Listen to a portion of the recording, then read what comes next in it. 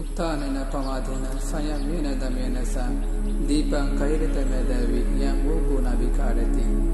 অর্থাৎ ভগবান বুদ্ধ বলেছেন, উত্থান অপ্রমাদ ইন্দ্রিয় দমন দ্বারা মেধাবী ব্যক্তি এমন দ্বীপ গঠন করিতে সমর্থ হয় যাহাকে সন্তুষ্ট বিধ্বস্ত করিতে পারে না। অর্থাৎ যাহারা উদ্যমশীল এবং উত্তম উত্থান, যিনি অপ্রমাদের রত, সে ব্যক্তি এমন দ্বীপ প্রতিষ্ঠা করিতে পারে যাহাকে সংসারের কোনো কিছুই আকৃষ্ট করতে পারে না। তাই আপনারা উৎসাহের সহিত যে কোনো কাজকর্ম সম্পাদন